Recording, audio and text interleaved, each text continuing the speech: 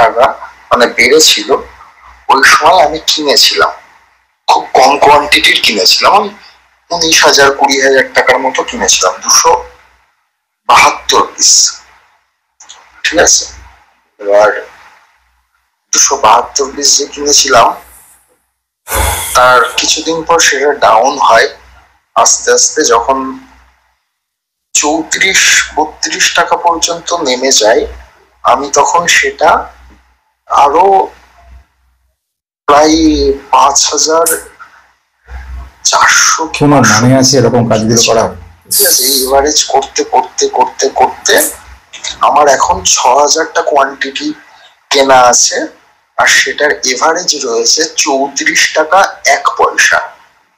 ঠিক আছে, 34 টাকা 0 1 পয়সা আর কি, 34 টাকায়।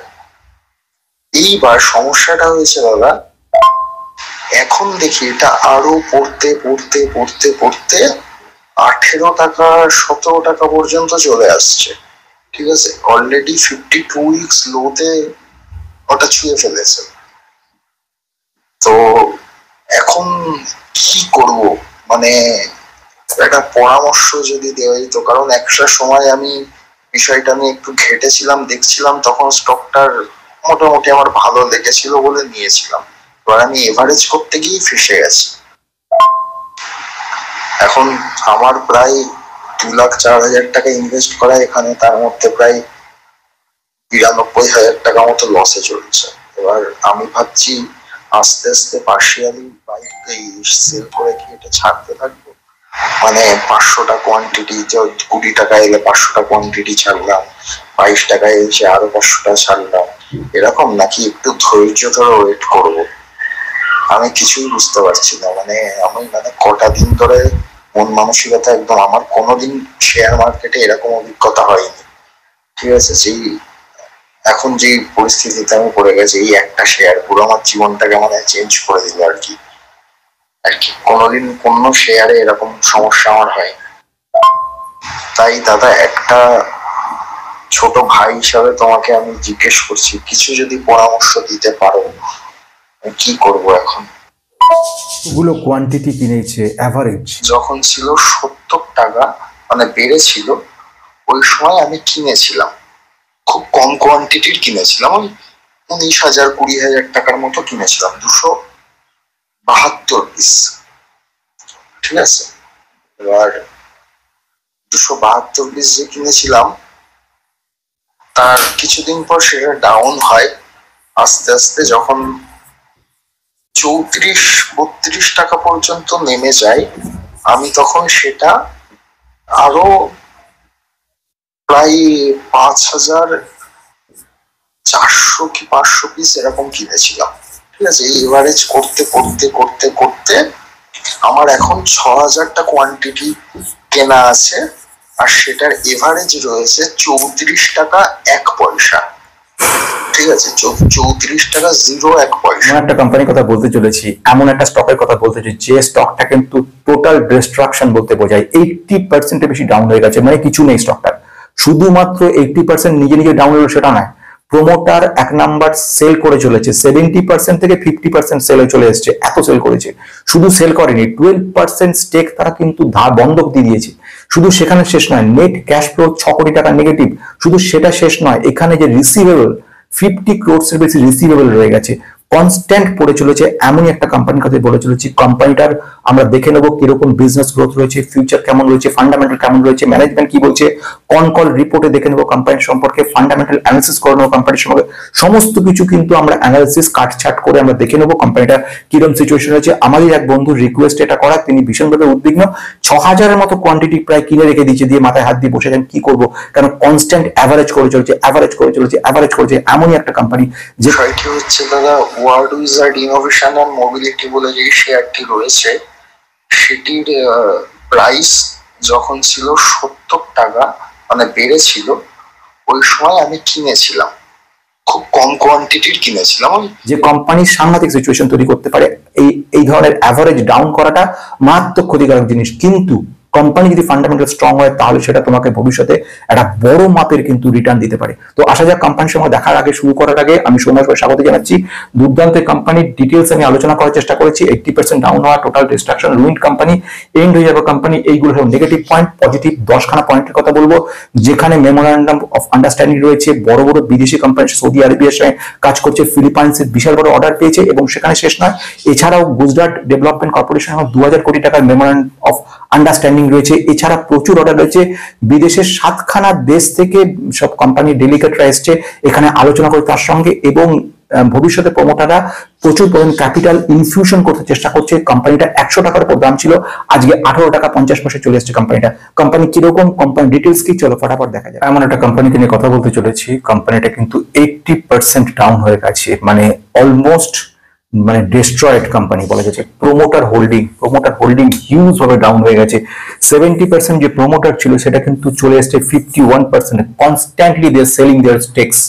Not only that, second one is an NCF, net cash flow negative. শুধু নেগেটিভ বললে ভুল হবে, এর সঙ্গে সঙ্গে তৃতীয় ব্যাপার সেটা বলতে হবে, সেটা যে ক্যাশ ফ্লো রিসিভেবলস যেটা রয়েছে 50 crores এর বেশি নেগেটিভ হয়ে গেছে। What is cash flow receivables?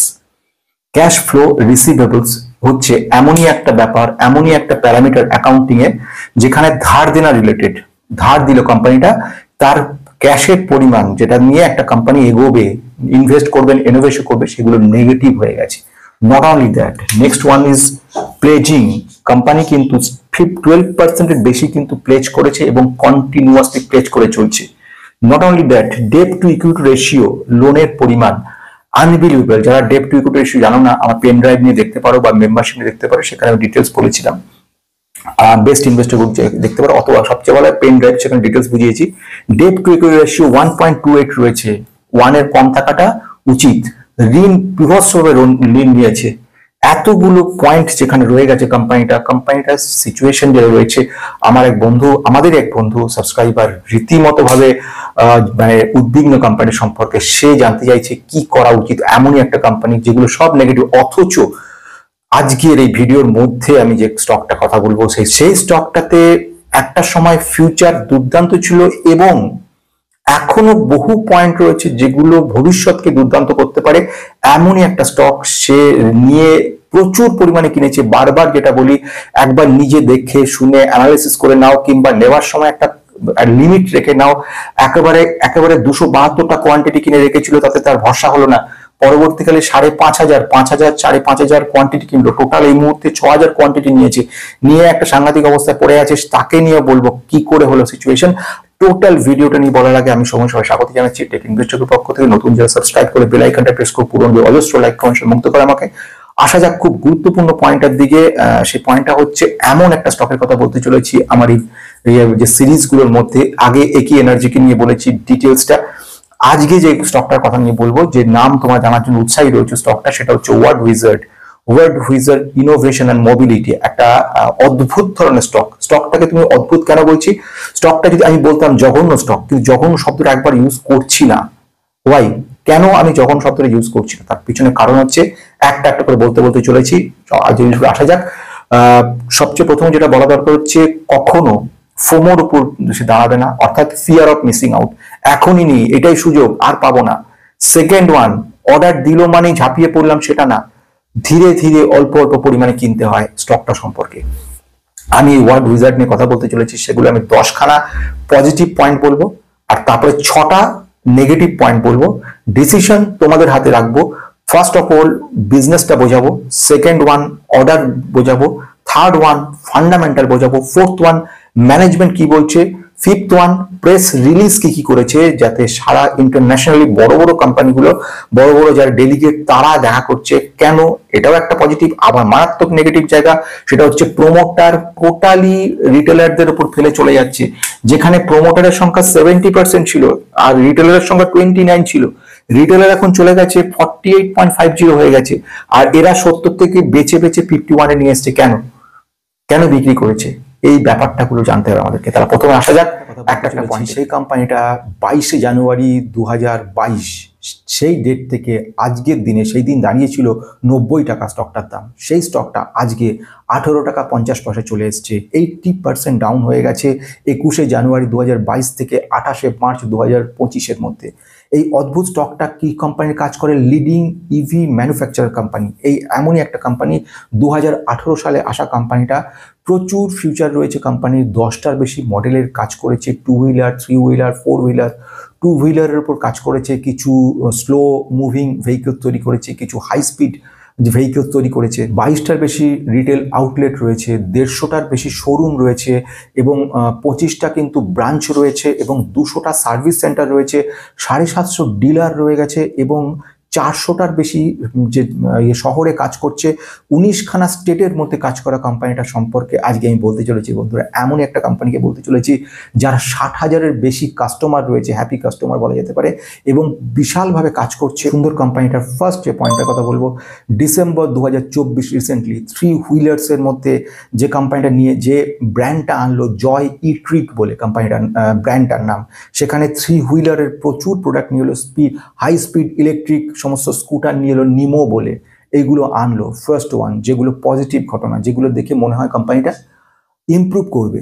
Second Q2 2025 এইখানে কিন্তু একটা বড় ম্যানুফ্যাকচারিং ইউনিট খুলতে চলেছে সৌদি আরবিয়াতে, এবং সেখানে 2 হুইলার 3 হুইলারের স্পেশালভাবে তৈরি করার ব্যবস্থা করছে এবং সেখানে ইলেকট্রিক, যাকে বলা হচ্ছে মোটর বাইক তৈরি, 3 হুইলার্স, 4 হুইলার্স এবং ইলেকট্রিক বাস, এবং যে ইলেকট্রিক যেসব সেলগুলো তৈরি করা, ইভি সেল বলা যায়, সেই ইভি সেলগুলো তৈরি করা হবে।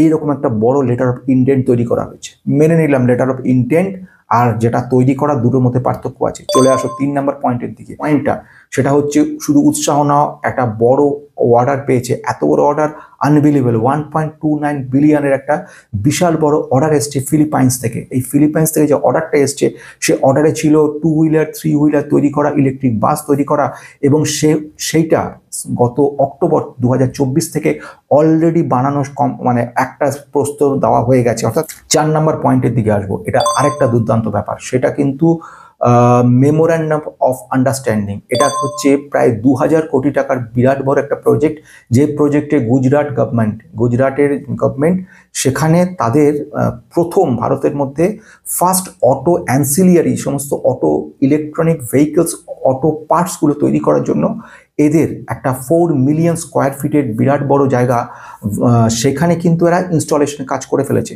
এবং সেখান থেকে প্রোডাকশনের কথা রয়েছে। এবং ইন্ডিয়ার মধ্যে প্রথম বলছি এই কারণে, এখনো পর্যন্ত অটো অ্যান্সিলিয়ারির উপর কেউ বানাতে পারেনি। আমরা সোনা বিএলডব্লিউ দেখেছি, গ্যাব্রিয়েল দেখেছি, ইউনো মিন্ডা, এরা কিন্তু ডিজেল নট ইলেকট্রিক। আমি কী পার্টসগুলো চাই এবারে সেগুলো বলবো। যেরকম মোটর তৈরি করবে এখানে, চ্যাসিস তৈরি হবে এখানে, তারপরে এখানে কন্ট্রোলার, যখন সুইচ অফ অন বিভিন্ন রকম চার্জ, এগুলো কন্ট্রোলার বলে। এই ব্যাটারি থেকে যে স্পিডটা বাড়ছে কমছে, এইগুলো কন্ট্রোলার, সেগুলো তৈরি করা। স্টিলের পার্টস যেগুলো আছে ভিতরে, সেই সব পার্টস তৈরি করছে। ব্যাটারি অ্যাক্সেসরিজগুলো তৈরি করা, ব্যাটারি সেলগুলো তৈরি করা, চার্জ যে হয় চার্জার, সেগুলো তৈরি করা। এই টোটালটা, কারণ ওরা বুঝে গেছে আগামী দিন ইভি আসছে এবং ইভি পার্টস খারাপ হবেই, এবং খারাপ হলে আমাদের ডাক পড়বে, সেজন্য প্রথম এই কথাটা বললাম। তাহলে 4 নম্বর পয়েন্ট বোঝা গেল, 2000 কোটি টাকা কিন্তু খরচা করে গুজরাট গভর্নমেন্টের সঙ্গে এরা একটা বড় ডেভেলপমেন্ট প্রজেক্ট করছে। চলে আসা যাক 5 নাম্বার, আরেকটা মেমোরান্ডাম অফ আন্ডারস্ট্যান্ডিং। আমি একটু ছোট করে বলতে চাই, লেটার অফ ইন্টেন্টের সঙ্গে মেমোরান্ডাম অফ আন্ডারস্ট্যান্ডিংয়ের পার্থক্য আছে। লেটার অফ ইন্টেন্ট হচ্ছে আমার খুব উৎসাহ রয়েছে যে তোমার কাছে যাব, তোমার কাছে একটা কাজ তোমাকে দিয়ে করাবো, সেটা হলো লেটার অফ ইন্টেন্ট, উৎসাহী আমি। আর মেমোরান্ডাম অফ আন্ডারস্ট্যান্ডিং হচ্ছে দুজনে বসে দ্বিপাক্ষিকভাবে সই সাবুত করা, এত টাকা তুমি আমায় দেবে, তার বদলে আমি তোমাকে এই সার্ভিসটা দেবো। তাহলে বোঝা যাচ্ছে এমওইউ সেকেন্ড লেভেলের কথা আমি বলতে চলেছি। আমি এমও বলছি নিউ ইয়র্ক বেস একটা কোম্পানির কথা। কোম্পানির নাম হচ্ছে C4V। তোমরা নেটে সার্চ করলে দেখতে পারবে কোম্পানিটার নাম কি, কিভাবে কাজ করে। সেই কোম্পানির সঙ্গে মেমোরান্ডাম অফ আন্ডারস্ট্যান্ডিং করে নিয়েছে ওরা। করে যে কাজটা করছে, সেখানে ওরা কিন্তু লিথিয়াম আয়নের যে টেকনোলজি রয়েছে তার উপরে কাজ করছে এবং সেল ডিজাইন অপটিমাইজেশনের উপর স্পেশালাইজড কাজকর্ম করছে। এটা করছে কাদের? C4V, নিউ ইয়র্কের বেস্ট লিথিয়াম আয়নের কোম্পানিটার উপর। নেক্সট আমি চলে আসছি পরেরটাও খুব ইন্টারেস্টিং, এই পয়েন্টটাকে বুঝে নাও। কি পয়েন্টটা? সেই পয়েন্টটা কি আছে? পয়েন্টটা হচ্ছে এরা একটা বড় এনবিএফসি কোম্পানির সঙ্গে টাই আপ করেছে এবং ডিসেম্বর 2024 থেকে একটা স্ট্র্যাটেজিক পার্টনারশিপ বলা হয় এখানে। এরা কি করছে, নাম কি, মাফিন গ্রিন কোম্পানিটার নাম। মাফিন গ্রিনের কাজ কি, এরা হচ্ছে ফাইন্যান্স করবে 3 হুইলার, যে রিক্সাওয়ালারা ধরো রিক্সা থেকে চেঞ্জ হয়ে তারা 3 হুইলার কিনছে, তাদের এত টাকার সামর্থ্য নেই, এই যে মাফিন যে গ্রিন কোম্পানিটা রয়েছে এরা এদেরকে লোন দেবে, এই লোনটা টাকাটা দেবে এদের, এবং প্রতি মাসে মাসে রিক্সাওয়ালারা এদেরকে চুকাতে থাকবে এই কোম্পানিটার উপর। বুঝতে পারছো কোন দিক কিভাবে আটকাট পেতে কোম্পানিটা। পয়েন্টটা কেন ইন্টারেস্টিং বলছি, তার কারণ হচ্ছে ইভি চার্জিং স্টেশনের উপরে এই কোম্পানিটা কাজ করছে। কোম্পানির নাম হচ্ছে amp volt limited. Amp volt limited, এই অ্যাম্প ভোল্ট লিমিটেডের সঙ্গে আমাদের ওয়ার্ড হুইজার একটা কাজ করছে। এটা হচ্ছে চার্জিং স্টেশন, টাচ পয়েন্ট বলা হয়। প্রায় ওরা যেটা বলতে চলেছে, ওরা যেটা বলতে চলেছে 1000 touch point, touch point means charging station তৈরি করার জন্য এই অ্যাম্প ভোল্টের সঙ্গে কিন্তু কাজ করছে এরা, ইভি চার্জিং ইনফ্রাস্ট্রাকচার তৈরি করার জন্য। তাহলে বোঝা গেল এটা একদম প্রেস রিলিজের কথা নিয়ে বলতে। খানা দেশ থেকে ডেলিগেট এসছিল 23শে মার্চ, জাস্ট 23শে মার্চ। এই 7খানা দেশ এসছে। কোন কোন দেশ? 1 নম্বর এসছে বাংলাদেশ থেকে এসছে, ইরান থেকে এসছে, ওমান থেকে এসছে, জাপান থেকে এসছে, তানজানিয়া থেকে এসছে, উজবেকিস্তান থেকে এসছে।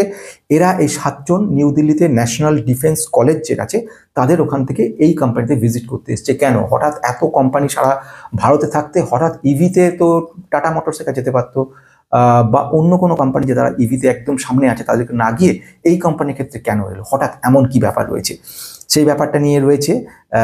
সেখানে যারা ডেলিগেটরা এসছে 7টা দেশ থেকে, তাদের মধ্যে আর্মি, এয়ারফোর্স, নেভি, আইআরএস, এই বিভিন্ন জায়গা থেকে ওরা এসছে।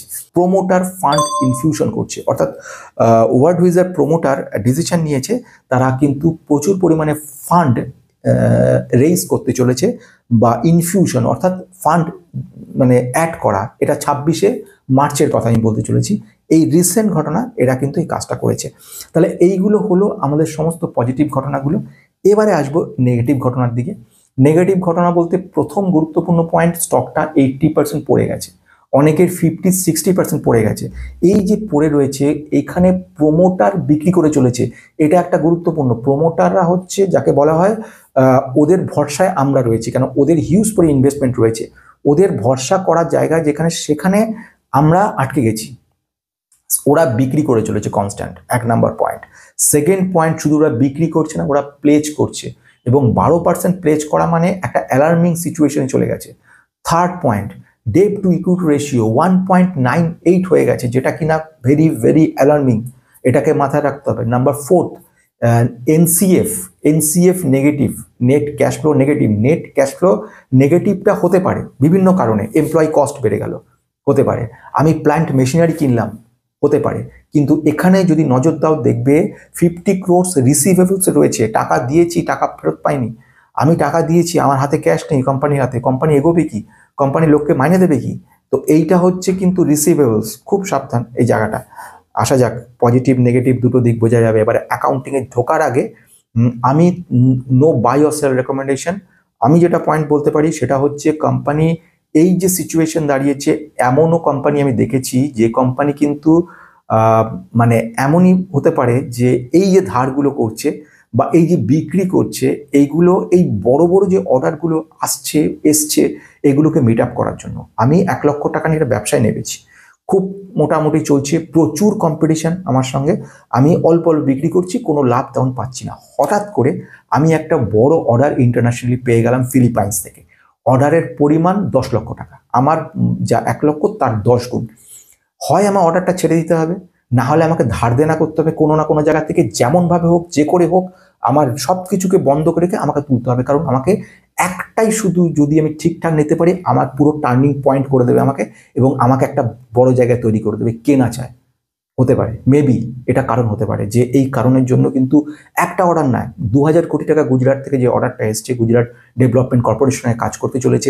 এছাড়াও কত বড় বড় অর্ডারগুলো একটা পর একটা রয়েছে। C4V যে কোম্পানিটা নিউ ইয়র্কের, তাদের সঙ্গে যে মেমোর আন্ডারস্ট্যান্ডিং, সেখানে ভালো টাকা ঢালতে হচ্ছে ওদেরকে টেকনোলজিটা নেবার জন্য, টেকনোলজি ওখানকার লোকজনদের নিয়ে তাদেরকে খাওয়ানো, তাদেরকে সমস্ত কারুকার্য করানো, তাদের জন্য টাকাগুলো আসবে কোত্থেকে? টাকা একেবারে স্মল ক্যাপ কোম্পানি, তুমি দেখলে বুঝতে পারবে তোমরা যে আমি ফান্ডামেন্টালে আসছি। এবার দেখে নাও ফান্ডামেন্টালটা, নজরে রাখো বিষয়গুলোর দিকে। সেটা হচ্ছে রেভিনিউ কেমন চলছে, প্রফিটেবিলিটি কেমন আসছে, ফিউচার গ্রোথ দেখতে গেলে তোমাকে কিন্তু অতীতের ব্যাপারগুলো দেখতে হবে, কোম্পানিটা কেমনভাবে এগিয়েছে, খুব নজর দাও ফান্ডামেন্টালটার দিকে।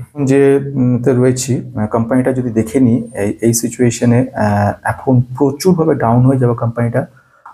যদি চার্টে যাই দেখলেই বুঝতে পারছো চার্টটা কোথা থেকে কোথায় গিয়ে পড়েছে, কোথায় ছিল এটা। আমি যদি 5 বছরের চার্টও দেখে নাও দেখলেই বুঝতে পারবে যে কোথা থেকে কতখানি ডাউন হয়ে গেছে। ছিল কোথায় 80 টাকার উপর 95 টাকা ছিল, সেটা গিয়ে পড়তে পড়তে এখন চলে এসছে 18 টাকা 21 টাকা এই মুহূর্তে দাঁড়িয়ে রয়েছে। এই কোম্পানিটা যদি বলো একদম সহজভাবে দেখতে গেলে first one negative point that is debt to equity সবচেয়ে বেশি নেগেটিভ 1.78 হচ্ছে। আমি যদি দেখে নিই রিটার্ন ইকুইটি রিটার্ন ক্যাপিটাল খারাপ নয়, কিন্তু যদি দেখি ভ্যালুয়েশনে দেখি স্টকটার পি 19.2 রয়েছে এবং ইন্ডাস্ট্রিজ পি যদি দেখি 46 রয়েছে। ভ্যালুয়েশন খুব ভালো, কিন্তু ইন্ট্রিনসিক ভ্যালু কোম্পানিটা রয়েছে যেখানে ইন্ট্রিনসিক ভ্যালু সেলস গ্রোথ 5 বছরে কিছু দেখতে পাচ্ছি না, সেলস গ্রোথ 3 বছরের পর অস্বাভাবিক বেশি দেখতে পাচ্ছি। এগুলো অস্বাভাবিক। চলে আসছি ডাইরেক্টলি ফার্স্ট নেগেটিভ পয়েন্টে যাব, ক্যাশ ফ্লো। ক্যাশ ফ্লোর মধ্যে দেখো নেগেটিভ হচ্ছে 63 কোটি, কিন্তু নেগেটিভ দেখতে পাচ্ছি আমরা অপারেটিং অ্যাক্টিভিটির মধ্যে। যদি এখান থেকে দেখার চেষ্টা করি দেখবে সহজভাবে স্ট্রেট দেখতে পাচ্ছি। এইখানে কিন্তু আমাদের অনেকটা রিসিভেবল প্রায় দেখতে পাচ্ছি আমরা 50 কোটি টাকা রিসিভেবল নেগেটিভ। এই নেগেটিভটা কিন্তু হিট করে যাচ্ছে প্রচুরভাবে, 6 কোটি টাকা নেগেটিভ করে দিয়েছে, বুঝতেই পারছো। কারণ ওয়ার্কিং ক্যাপিটাল যেটা চেঞ্জেস হয়েছে 93 কোটি টাকা নেগেটিভ হয়ে গেছে ওয়ার্কিং ক্যাপিটালে। তো এইগুলো আলটিমেটলি এই পয়েন্টটা 6 কোটি টাকার নেগেটিভটাকে নেগেটিভ বলতাম না, কিন্তু তার থেকে বড় বললাম কারণ রিসিভেবল রয়ে গেছে ওদের কাছে। আসছি ইনভেস্টার প্রমোটার 70% প্রমোটার এখন চলে এসছে কোথায় 51%, প্রতি বছরে বিক্রি করছে। আচ্ছা আসা যাক রিটেলারের দিকে। রিটেলার 29% যেটা ছিল হয়ে গেছে সেটা 48%, বোঝা গেছে। আর কোথাও সামান্য এফআইআই ছিল, সব এক্সিট হয়ে গেছে। ডিআইআই 0.01, কিচ্ছু নেই, মানে টোটাল রিস্ক জায়গায় পড়ে রয়েছে কিন্তু রিটেলাররা, বোঝা গেল। এইগুলো হচ্ছে সব নেগেটিভ পয়েন্ট।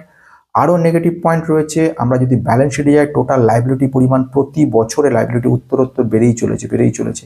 11 কোটি ছিল, 11 কোটি থেকে এর মধ্যে 336 কোটি চলে এসেছি।